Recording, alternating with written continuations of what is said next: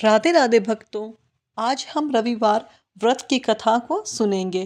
प्रिय भक्तजनों, सभी मनोकामनाओं की पूर्ति हेतु रविवार का व्रत करना श्रेष्ठ होता है। इस व्रत की विधि इस प्रकार है। प्रातःकाल स्नान आदि से निर्वित हो स्वच्छ वस्त्र धारण करे, शांत चित्त होकर परमात्मा का स्मरण करे। भोजन एक समय से अधिक नहीं करना चाहिए। भोजन तथा फलाहार सूर्य के प्रकाश रहते ही कर लेना उचित है। यदि निराहार रहने का सूर्य छिप जाए तो दूसरे दिन सूर्य उदय हो जाने पर अर्घ्य देने के बाद ही भोजन करें। अंत में व्रत कथा सुननी चाहिए। व्रत के दिन नमकीन तेल युक्त भोजन कदापि ग्रहण न करें।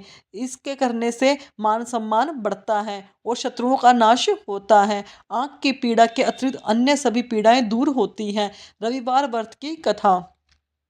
एक बुढ़िया थी जिसका नियम था कि प्रति रविवार को सवेरे ही स्नान आदि कर घर को गोबर से लीप कर भोजन तैयार कर भगवान को भोग लगा स्वयं भोजन करती थी। ऐसा व्रत से उसका नेम था। उसका घर अनेक प्रकार के धन धान्य से पूर्ण था। श्री हरि की कृपा से घर में किसी प्रकार का कोई विघ्न या दुख नहीं था। सब प्रकार से घर में आनंद मंगल था। इस तरह कुछ दिन बीत जाने पर उसकी एक पड़ोसन जिसकी गोबर बुढ़िया लाया करती थी विचार करने लगी, यह सर्वदा वृद्धा स्वधा मेरी गाय का गोबर ले जाती है, इसलिए अपनी गौ को घर के भीतर बांधने लग गई। बुढ़िया को गोबर ना मिलने से रविवार के दिन अपने घर को ना लीप सकी, ना उसने भोजन बनाया, ना भगवान को भोग लगाया और ना स्वयं ही भोजन किया। इस प्रकार से उसने निराहार व्रत किया। रात्रि हो गई, वह भूखी सो गई। रात्रि में भगवान ने उसे स्वप्न में दर्शन दिया और भोजन ना बनाने का कारण पूछा। वृद्धा ने गोबर ना मिलने का कारण सुनाया। तब भगवान ने कहा कि माता, हम तुमको ऐसी गौ देते हैं जिससे सभी इच्छा पूर्ण होती है, क्योंकि तुम हमेशा रविवार को गौ के गोबर से लीपकर भोजन बनाकर मेरा भोग लगाकर खुद भोजन करती हो। इससे मैं बहुत खुश होकर तुमको वरदान देता हूँ। निर्धन को धन और बांझ स्त्रियों को पुत्र देकर दुखों को दूर करता हूँ तथा अंत समय में मोक्ष भी देता हूँ। स्वप्न में ऐसा वरदान देकर भगवान तो अंतर्ध्यान हो गए और वृद्धा की आंख खुल गई तो वह देखती है कि आंगन में एक अति सुंदर गौ और बछड़ा बंधे हुए हैं। वह गाय और बछड़े को देखकर अति प्रसन्न हुई और उसके घर के बाहर बांध दिया, वहीं खाने को चारा डाल दिया। जब उसकी पड़ोसन बुढ़िया ने घर के बाहर एक अति सुंदर गौ और बछड़े को देखा तो द्वेष के कारण उसका हृदय जल उठा और उसने देखा कि गाय ने सोने का गोबर किया है, तो वह उस गाय का गोबर ले गई और अपनी गाय का गोबर उसके जगह पर रख दिया। वह नित्य प्रति ऐसा ही करती रही। सीधी सादी बुढ़िया को इसकी खबर भी ना होने देती थी। एक सर्वव्यापी ईश्वर ने सोचा कि चालाक पड़ोसन के कर्म से बुढ़िया ठगी जा रही है, तो ईश्वर ने संध्या के समय अपनी माया से बड़े जोर जोर से आंधी चला दी। बुढ़िया ने अंधेरे के भय से अपनी गऊ को भीतर बांध लिया। प्रातःकाल जब वृद्धा ने देखा कि गौ ने सोने का गोबर दिया है तो उसके आश्चर्य की सीमा ना रही। वह प्रतिदिन गौ को भीतर बांधने लगी। उधर पड़ोसन ने देखा बुढ़िया गौ को घर के अंदर बांधने लगी। उसने सोने का गोबर उठाने का दाव नहीं चलता था तो वह ईर्ष्या और ठाह से जल उठती।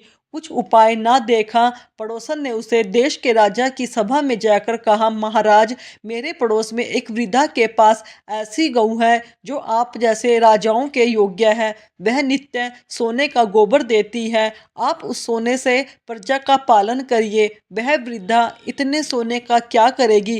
राजा ने जब यह बात सुनी तो अपने दूतों को वृद्धा के घर से गौ लाने की आज्ञा दी। वृद्धा प्रातः ईश्वर को भोग लगाकर भोजन ग्रहण करने जा ही रही थी कि राजा के कर्मचारी गऊ खोलकर ले गए। वृद्धा काफी रोई चिल्लाई, किंतु कर्मचारियों के समक्ष कोई क्या कहता।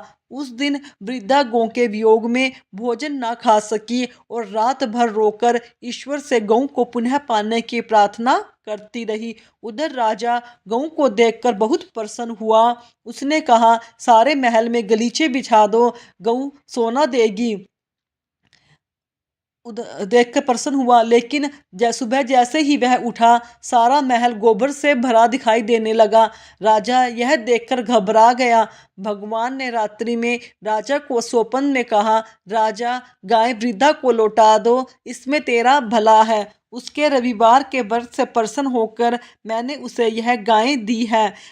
राजा ने वृद्धा को बुलाकर बहुत सा धन और सम्मान सहित गो बछड़ा लौटा दिया। उसकी पड़ोसन दुष्ट बुढ़िया को बुलाकर उचित दंड दिया। इतना करने के बाद राजा के महल से गंदगी दूर हो गई। उसी दिन से राजा ने नगरवासियों को आदेश दिया कि राज्य की तरह अपनी समस्त मनोकामनाओं की पूर्ति के लिए रविवार का व्रत करो। व्रत के करने से नगर में लोग सुखी जीवन व्यतीत करने लगे। कोई भी बीमारी प्रकोप उस नगर पर नहीं था। सारी प्रजा सुखी रहने लगी। हमें रविवार का व्रत अवश्य करना चाहिए, जिससे हमारी सभी इच्छाओं की पूर्ति हो सके। हे सूर्य नारायण भगवान, जैसे बुढ़िया माई को उसकी सर्व मनोकामना पूर्ति हेतु उसका कार्य सिद्ध करा, ऐसे सभी के कार्य को सिद्ध करना। बोलो सूर्य नारायण देव की जय। अगर आपको मेरी सुनाई गई कथा अच्छी लगे तो मेरे चैनल को सब्सक्राइब करें, वीडियो को लाइक करें, कमेंट में राधे राधे अवश्य लिखें। धन्यवाद दोस्तों।